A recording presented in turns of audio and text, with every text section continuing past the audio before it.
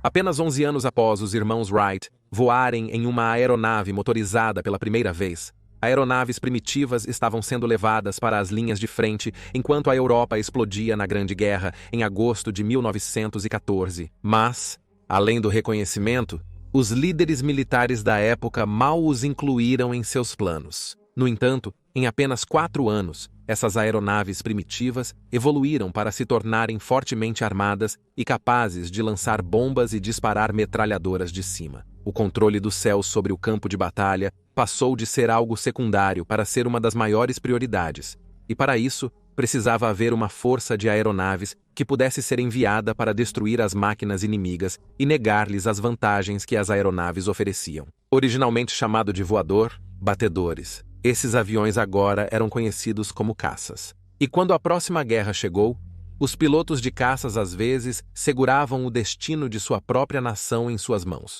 No episódio de hoje de Guerras do Mundo, estamos olhando para os pilotos de caça mais mortais e notáveis da Segunda Guerra Mundial.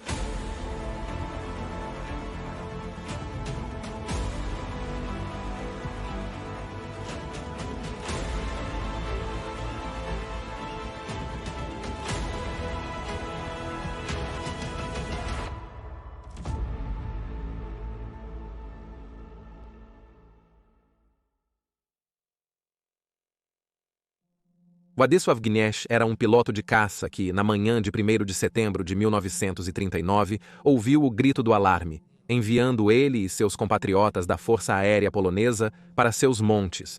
O avião de caça PZL P-11C, moderno pelos padrões da Força Aérea Polonesa, ainda assim não era páreo para os alemães invasores que utilizavam o excelente caça Bf-109 Messerschmitt. Mas os pilotos poloneses ainda assim persistiram com coragem e tenacidade. Gnieź decolou junto com o capitão Medvecki, o comandante do grupo, entre 6 e 7 da manhã de seu aeródromo para interceptar os alemães, bombardeiros Dornier atacando Cracóvia. Tendo mal alcançado 1000 pés, os 2 caças poloneses de repente se viram sendo atacados por 2 Stukas alemães. Embora um bombardeiro de mergulho, o Stuka era um oponente capaz para os aviões poloneses. E na troca de tiros que se seguiu, um Stuka atingiu o avião do capitão Medvecki. Ele se precipitou ao chão, matando o infeliz piloto polonês no que é considerado a primeira baixa de combate aéreo da Segunda Guerra Mundial. Gnieź se envolveu com os Stukas e relatou ter atingido um deles, fazendo com que a fumaça começasse a sair dos alemães. Motor.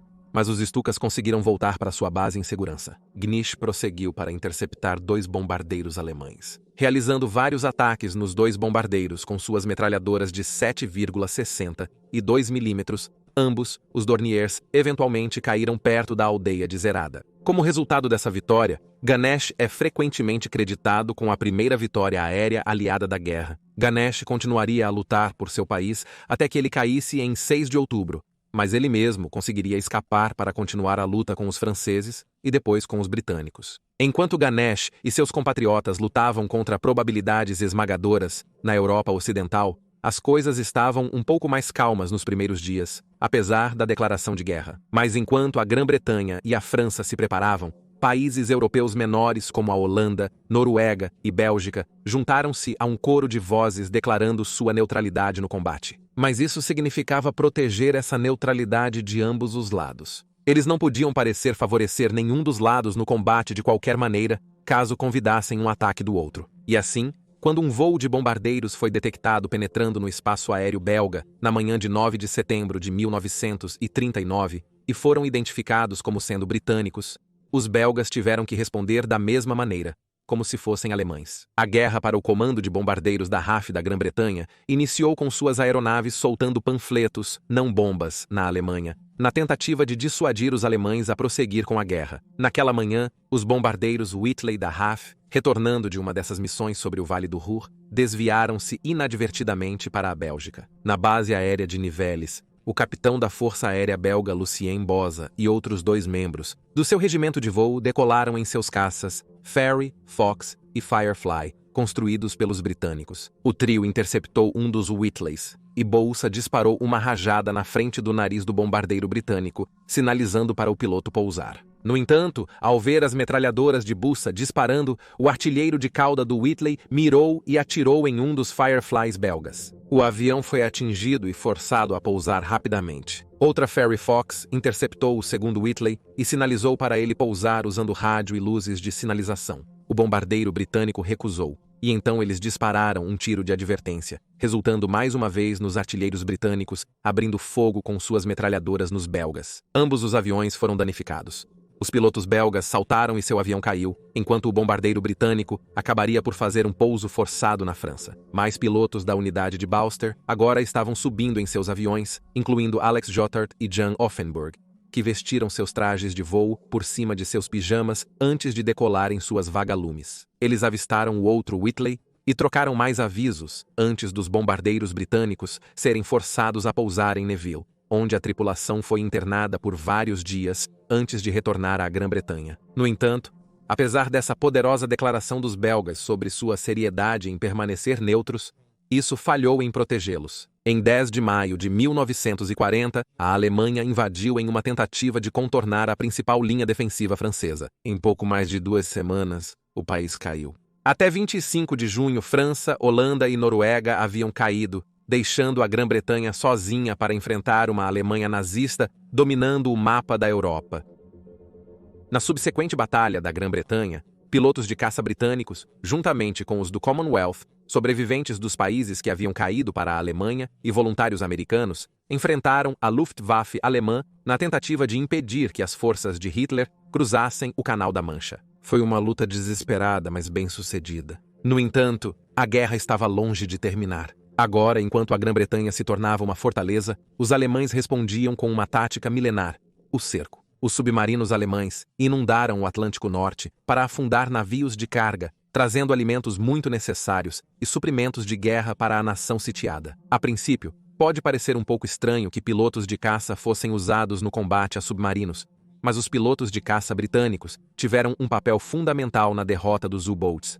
Para serem eficazes em estrangular a Grã-Bretanha, primeiro os U-Boats tinham que localizar os navios britânicos, e para isso, eles precisavam da ajuda da Luftwaffe. O Focke-Wulf FW-2000 foi desenvolvido a partir de um design avançado de avião comercial, um dos quais Hitler adotou como seu transporte pessoal, e tinha um alcance superior a 2.000 milhas. Com bases na França ocupada, essas aeronaves agora podiam vagar longe no mar, além do alcance dos caças britânicos baseados em terra, e localizar os comboios. O Focke-Wulf então poderia usar seu rádio para direcionar um grupo de U-Boats com efeito devastador. A resposta para isso, é claro, era a frota de porta-aviões da Marinha Real escoltar os comboios. Mas nos primeiros dias da guerra, simplesmente não havia o suficiente deles para cobrir todos os comboios. E aqueles preciosos recursos que eles tinham estavam fortemente envolvidos na luta contra os italianos no Mediterrâneo. Algo drástico tinha que ser feito. O resultado foi o navio CAM. CAM,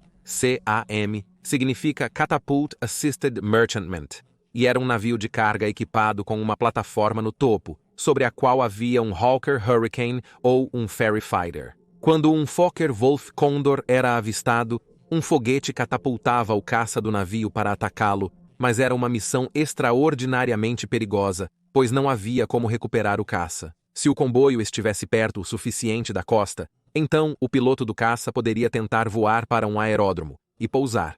Mas caso contrário, sua única opção era pousar perto de um dos navios de escolta do comboio e esperar ser resgatado antes de congelar até a morte no gélido Atlântico Norte. Era uma solução desesperada para um tempo desesperado. Em 3 de agosto de 1941, o navio CAM HMS Maplin estava navegando com o comboio OG-17 quando um Condor foi avistado, enviando o piloto da reserva voluntária da Marinha Real, o tenente Robert H. Everett, correndo para seu Hawker Hurricane. Everett, um prestigioso jockey antes da guerra, tendo até mesmo vencido o Grand National, foi lançado do convés do Maplin em perseguição ao Condor. Ele estava especialmente ansioso para enfrentar o avião, pois durante uma travessia de comboio anterior, ele foi catapultado em perseguição a outro Condor, mas antes que pudesse engajar, o avião foi abatido por artilheiros defensivos no navio mercante, roubando-lhe o combate. Felizmente, naquela ocasião, ele conseguiu voar de volta para o Reino Unido, em vez de abandonar seu avião. Apenas 9 minutos após a decolagem, seu Hurricane estava a menos de 600 jardas do avião alemão, cujos artilheiros agora disparavam contra ele, enquanto ele tentava alinhar suas próprias armas para um tiro. Após tomar uma ação evasiva para evitar os artilheiros alemães, ele apontou o nariz de seu caça para o Condor e disparou 3 rajadas de 5 segundos que atingiram a fuselagem do avião alemão. Agora sem munição, Everett notou grandes pedaços caindo do avião antes de ele cair no mar. Isso é particularmente notável porque não só a vitória de Everett foi a primeira por um caça-cam, como também foi tecnicamente a primeira vitória por um avião de caça a jato. Depois da batalha, Everett, sem combustível para chegar à terra, procurou um navio aliado. Encontrou o HMS Wanderer, que escoltava o comboio SL-80, e perto. Fez um pouso forçado e o destroyer o resgatou. Entre 31 de agosto de 1941 e 28 de julho de 1943, os caças CAM destruíram 9 aviões alemães. Apesar do perigo envolvido, apenas um piloto foi morto durante as operações CAM. Nos últimos anos da guerra, os navios CAM já não eram mais necessários, graças à introdução de pequenos porta-aviões de escolta que podiam lançar e recuperar vários caças e bombardeiros para se defender contra aviões alemães e submarinos. Ainda assim, não há dúvidas de que homens como Everett foram extraordinariamente corajosos. Mas isso não deve diminuir a coragem de todos os aviadores na Segunda Guerra Mundial. Embora seus aviões fossem muito mais seguros do que os aviões da Primeira Guerra Mundial, eles também eram muito mais eficientes e mortais em combate. O famoso caça Bf-109 da Luftwaffe alemã perdeu 23% de seu número em setembro de 1940 durante o auge da Batalha da Grã-Bretanha. Mas para aqueles que sobreviveram e aperfeiçoariam a ciência do combate aéreo, esses homens se juntariam às fileiras dos ases. Embora o número exato tenha flutuado de tempos em tempos, geralmente é acordado que um piloto de caça deve derrubar 5 aviões inimigos para receber o elogio de as e, com unidades eventualmente lutando em 3 frentes na Segunda Guerra Mundial, nenhuma outra força aérea poderia se aproximar de produzir tantos ases quanto a Luftwaffe.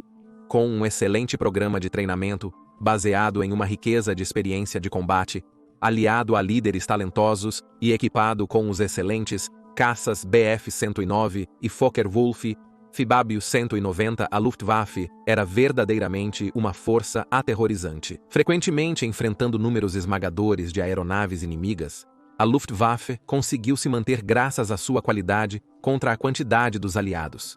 E em nenhum lugar essa cena foi mais clara do que na frente oriental, na luta contra a União Soviética. Devido ao grande número de aeronaves soviéticas, não era incomum que os pilotos da Luftwaffe se tornassem ases em um único dia. Mas um piloto se forjaria um status lendário nos anais dos combates aéreos nesta arena brutal e sangrenta. Emil Lang estava pilotando aviões comerciais para a Companhia Aérea Nacional da Alemanha quando a Alemanha invadiu a Polônia, mas não seria até 1942 que ele trocaria seus pesados aviões de transporte pelo cockpit de um FW-190A de alto desempenho. Aos 34 anos ele era quase idoso pelos padrões dos pilotos de caça, mas em muito pouco tempo ele provaria sua habilidade no ar. Seu número de vitórias disparou, e somente em outubro de 1943 ele derrubou 68 caças soviéticos, número que alcançou ao derrubar 10 aviões em 3 dias diferentes. No entanto, seria no mês seguinte que ele faria história. No dia 3 de novembro de 1943, liderava uma patrulha matutina perto de Kiev, Ucrânia. O ritmo do combate permaneceu alto, e apenas no dia anterior, ele havia adicionado mais 8 aeronaves à sua contagem. Às 9h31, ele avistou uma formação de aeronaves de ataque ao solo IL-2, escoltadas por caças Yak-7. Em menos de 2 minutos, 4 IL-2 e 3 Yaks caíram sob seus tiros. Após rearmar e reabastecer, ele decolou novamente por volta do meio-dia e às 13h derrubou um caça LA-5, seguido por outro avião soviético pouco tempo depois. Tendo já superado sua pontuação do dia anterior, foi durante sua 4ª missão do dia que ele gravaria seu nome na história. A partir das 14h16, frequentemente combateu as forças de caça soviéticas, reivindicando mais 2 LA-5S, 2 Yak-9s e 5 aviões de ataque, IL-2. Ao retornar ao seu aeródromo, Lang é relatado como tendo levantado a mão no ar com alegria pois sabia que havia batido o recorde anterior de 17 abates em um dia. Ele acabara de derrubar 18 aviões no mesmo período de tempo. Era uma pontuação que nunca seria superada. 10 meses depois, a vida deste as chegaria ao fim quando seu avião foi abatido durante um confronto com os Mustangs P-51 americanos. Aqueles que estavam com ele naquele dia disseram que seu avião estava sofrendo de problemas mecânicos enquanto subiam para encontrar os americanos, mas o extremamente confiante Lang continuou. Não há como negar que o poder aéreo ajudou a inclinar a balança no teatro de operações europeu, mas, possivelmente, foi ainda mais instrumental na derrota do Japão após o ataque a Pearl Harbor em 7 de dezembro de 1941. O poder aéreo mudou completamente a natureza da guerra naval, e quando a Marinha dos Emersawa colidiu com a Marinha Imperial Japonesa na Batalha do Mar do Coral, foi a primeira vez na história que duas frotas navais lutaram sem que as tripulações dos navios jamais se vissem. Aeronaves e porta-aviões tornaram-se os ativos mais importantes para um comandante de frota, com quase todos os outros tipos adotando um papel de suporte para eles. Nas rodadas iniciais da Guerra do Pacífico, o Mitsubishi A6M0 japonês era o rei dos céus. Era extraordinariamente ágil e rápido em comparação com os aviões americanos e britânicos mais pesados, mas isso veio à custa de poder de fogo e proteção blindada. Eventualmente, os aviões de guerra aliados se tornaram mais poderosos para igualar a agilidade do Zero, mantendo seu pesado poder de fogo e proteção, e juntamente com a crescente experiência de combate aliada e subsequentes mudanças de táticas, logo começaram a virar a maré contra o Zero. Ainda pior para os japoneses, a base de fabricação americana superou em muito a do Japão, e foi capaz de produzir um enorme número de aeronaves para sobrecarregá-los. O Japão precisava desesperadamente de pilotos, e por isso, seu programa de treinamento foi reduzido para colocar novos pilotos na luta o mais rápido possível. Enfrentando a bem treinada e bem equipada Marinha dos Ewa, esses pilotos mal treinados tinham poucas chances, e isso foi dramaticamente demonstrado durante a Batalha do Mar das Filipinas entre 19 e 20 de junho de 1944. Uma enorme frota americana, com mais de 500 navios, navegou para encontrar os japoneses na cadeia de Ilhas Marianas em 15 de junho de 1944. Entre essa força estavam 7 porta-aviões de frota e 8 porta-aviões leves que possuíam um complemento aéreo coletivo de mais de 900 aeronaves. Os japoneses, por outro lado, possuíam apenas 5 porta-aviões de frota e 4 porta-aviões leves, e mesmo com o apoio de aviões baseados em terra, só podiam reunir aproximadamente 750 aeronaves. Durante o primeiro dia, os japoneses enviaram 4 ondas consecutivas de aeronaves para atacar a frota americana. Os americanos responderam com um grande número de seus caças F-6F Hellcat, um avião de guerra que foi desenvolvido especificamente para combater os Zeros japoneses. Voando do porta-aviões, USS Lexington, o tenente Alexander Vrasiu, que na época já era um dos maiores pontuadores da Marinha dos Elesexino, com 12 vitórias em seu crédito, avistou uma formação de bombardeiros de mergulho Jude japoneses. Apesar de sofrer com um supercompressor com defeito, Vrasiu mergulhou na formação inimiga e abateu 6 deles em menos de 8 minutos, gastando apenas 360 rodadas de munição. Após pousar de volta no Lexington, Vrasiu avistou o almirante Mitchell, olhando para ele.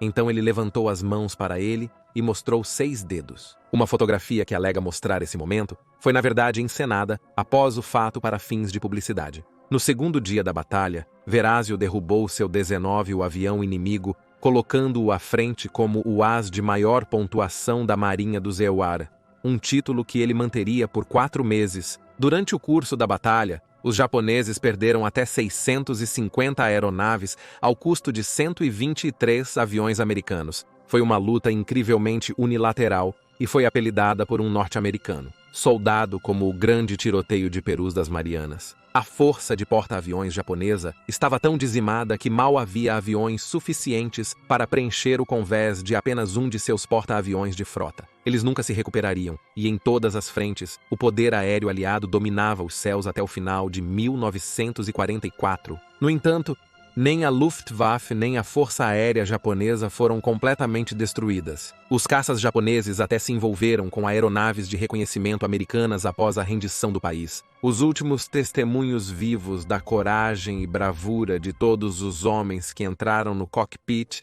e lutaram e morreram nas batalhas do céu. E aí você tem os pilotos de caça mais mortais e notáveis da Segunda Guerra Mundial. Por favor, deixe um comentário com suas próprias ideias abaixo e lembre-se de curtir este vídeo e se inscrever para apoiar o canal. Obrigado por assistir e te vejo na próxima vez.